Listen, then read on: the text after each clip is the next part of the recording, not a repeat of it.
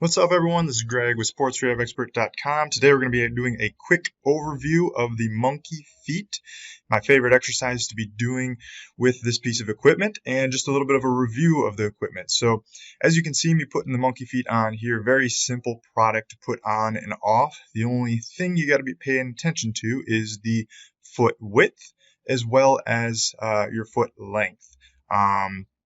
Some running shoes have a weird heel at the back end that doesn't fit nicely and smoothly into the monkey feet. So if you got kind of a thick, wide heel, it becomes problematic with this device. So you just got to be paying attention to the dimensions when you purchase it, or use a different pair of shoes. But one of my favorite exercises that isn't advertised is this hanging hip flexor exercise.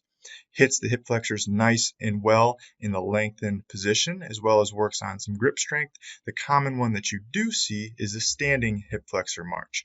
The hip flexor in general is probably my favorite utility of the monkey feet, working through the full range of motion. The standing hip flexor one is the standard one that you'll see, but the hanging version, as well as supporting yourself on a dip bar where you force yourself to push down into the dip bar, hold yourself in the top position, and then perform the hip flexor march. You'll notice it hits a little bit differently.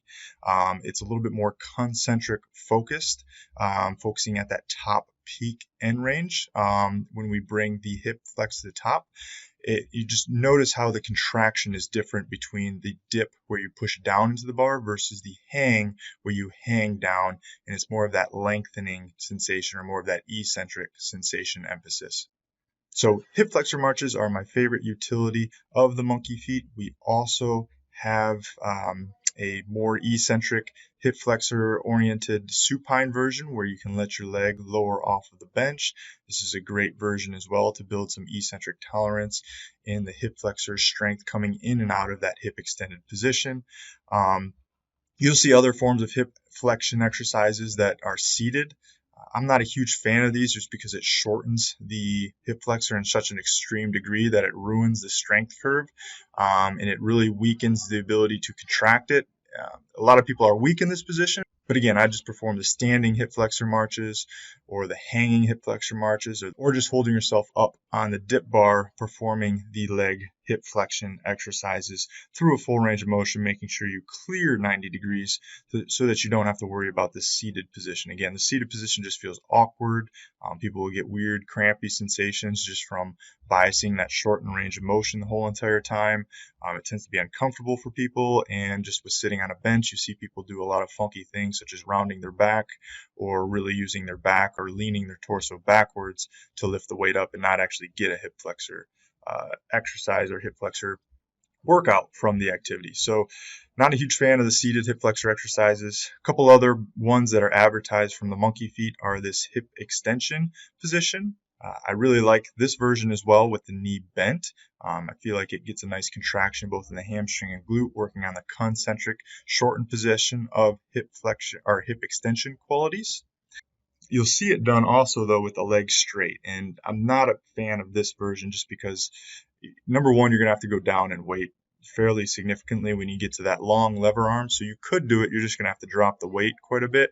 But if we're going to emphasize this concentric aspect of hip extension, then I'd prefer just to keep the knee bent, get a little bit of that glute and hamstring involved with the hip extension.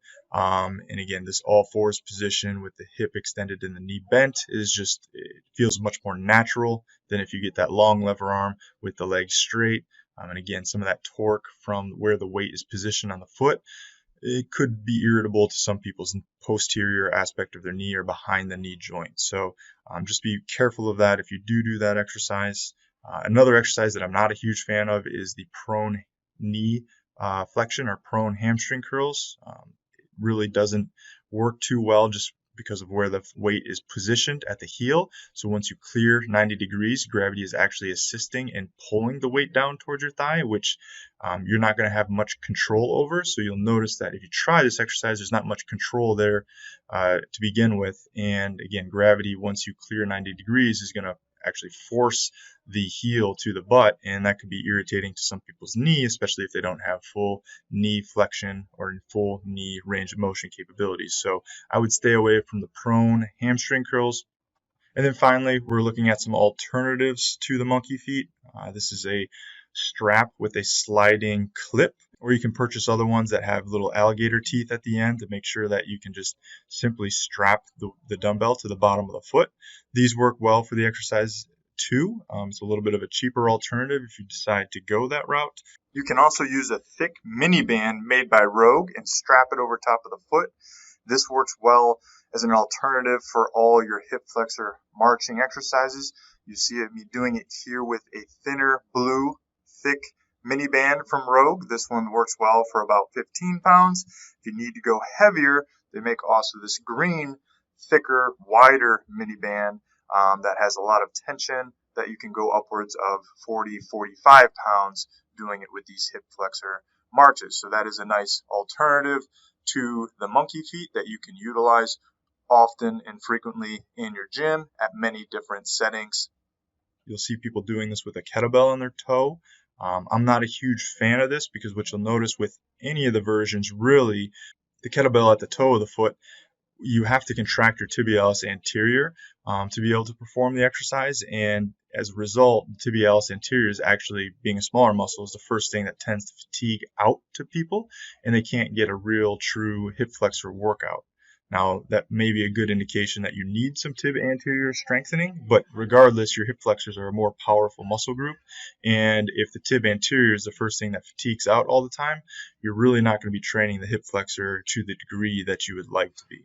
So, hope you found this review useful. If you did, be sure to subscribe to the channel so you can stay tuned for any new videos that come out in the future.